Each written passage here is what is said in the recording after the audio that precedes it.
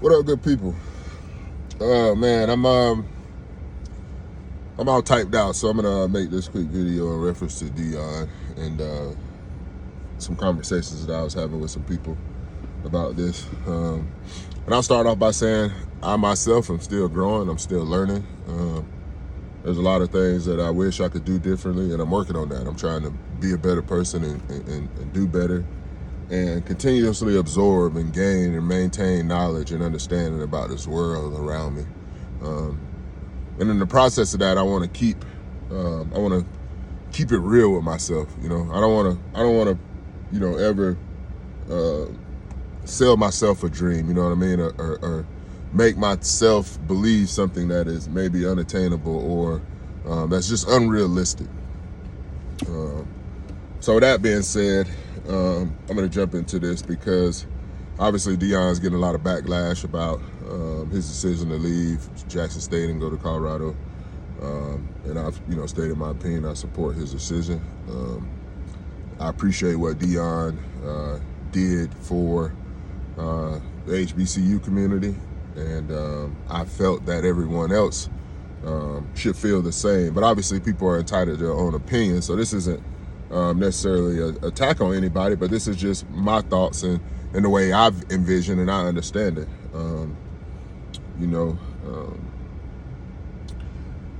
Dion said that he had a calling. He was called by God to go to these HBCUs and essentially, put them on the map and let people know that, HBCUs can be good. This can be a good thing. This can be beneficial to student athletes and so on and so forth. You don't always have to go to the Power 5 conferences to get the notoriety. We can build something at our own universities is basically what he's saying, which I agree with. That is absolutely possible. But that comes with some stipulations. It requires, the input of a community, the dedication of a community, and, us rallying together behind these HBCUs and supporting them.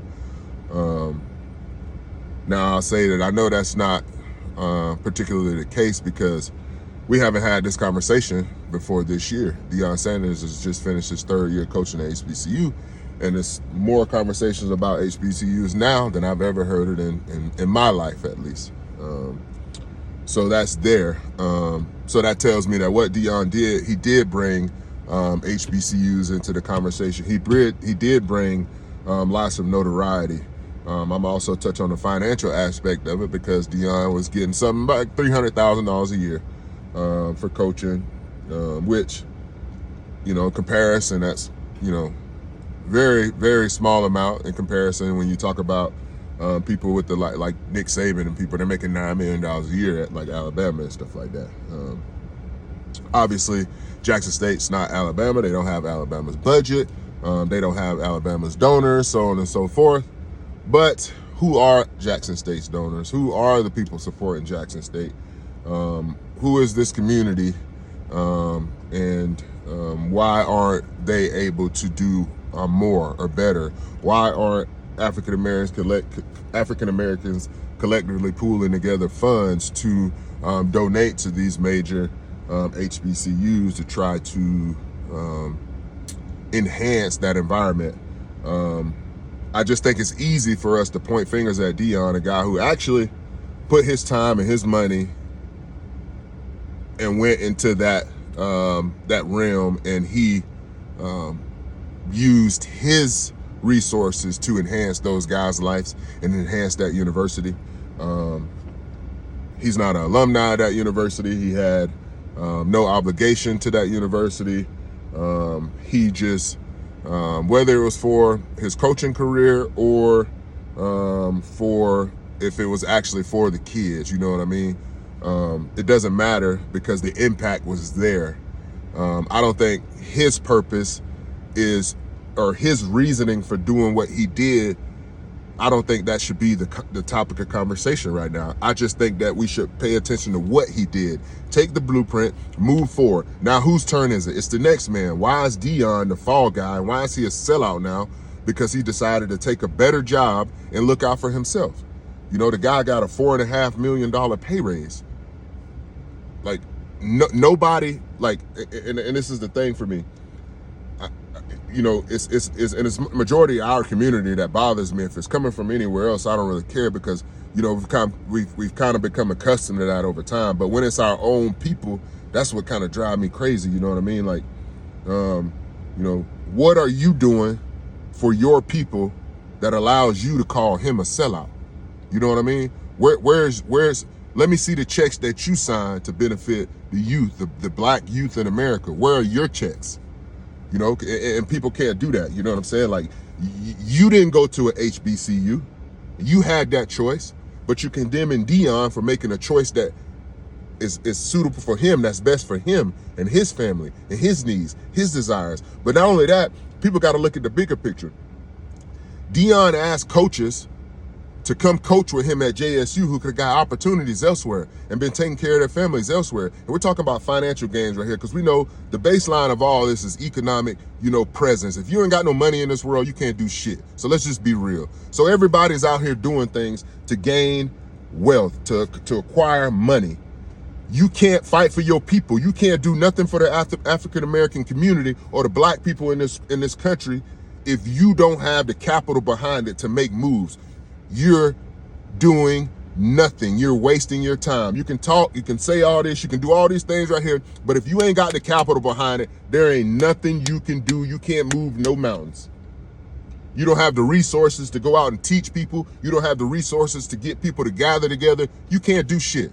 So let's just be real. So now that we can get out of the way, this guy decides to put himself in a position where he can take care of his coaches and their family. Deion's not the only one that's relying on that. Those guys, who knows what sacrifices them guys made to come down there and help Deion coach. You know what I mean? It blows my mind how, and I said, I use this reference talking to a guy that I know, throw dirt on him. Like that's how I feel. We're trying to kick dirt on Deion's name and taint Deion's name for something like this, when none of us are doing that. Who's doing that? How many people are out here donating? And I was telling him that it's not just, there's a lot more that goes into uplifting HBCUs. Because I made a post. I was a pretty, highly recruited player coming out of school, out of high school. I never got a letter, a call, or nothing like that from an HBCU. Why? Maybe they didn't have the funds, maybe they didn't, but those are the issues that we needed to attack, not Deion. You know what I mean? Like, the guy gave half of his salary to the program. I don't know, man. It just doesn't make sense to me. And I'm not going to be the guy to criticize a guy for making the decision to better himself. That's where it starts. Like, I think that's one of the biggest issues that we got in this community, is that we don't, genuinely look out for self. There is no self-love. There is no, sense of self-awareness. It's just not there. And it's sad because, that's the baseline. Like, we are the way we are because we don't really love each other. We don't really fuck with each other like that. You know what I mean? You can talk all this shit.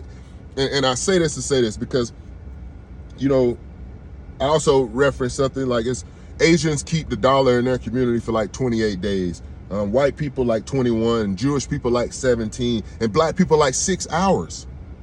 And I'm in business, so I know how it go. I'm not gonna sit on here and bash nobody, but I know we don't look out for our own people. We don't. We spend more money than all the other groups damn near. But the dollar stays in our community only 6 hours.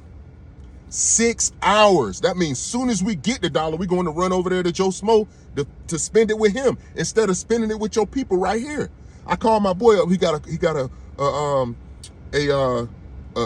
car detailing service in Gainesville. I said, hey, bro, how many black people you got, regulars? He started laughing. I say, no, for real question, man. He say, shit, maybe about 2. I say, how many black people in Gainesville go get their car washed? Somewhere, they go swipe their card and pay $20, $30 at a machine. They don't know the person, ain't never seen the person, don't know what he looked like, don't know who he is, but can see you visually, know you, and you got great work, and they still won't come shop with you. Why? because they think that you got to give them some sort of deal or some sort of discount. Why is that? When you go over there, they don't ask that. They ask if your service is good. They want, to see it, and then they pay you what you ask for. You know what I'm saying? So why do I have to devalue myself to take care of my people? If you are my people, you pay me what I'm worth, and I'm gonna do the same to you. That's how you take care of your community. You don't ask them to sacrifice this and that for you if you're not willing to sacrifice this and that for yourself even, or them. It just don't make sense to me, man. And again, I could be completely out of the loop on this. I could be completely lost. My logic could be completely out of the realm, you know what I mean? But that's just how I think. And that's why I say I'm still learning, I'm still growing. I got, some things that I got to work on. But at this point in my life, this is how I feel. Like I have no bad blood towards Deion. I have no animosity.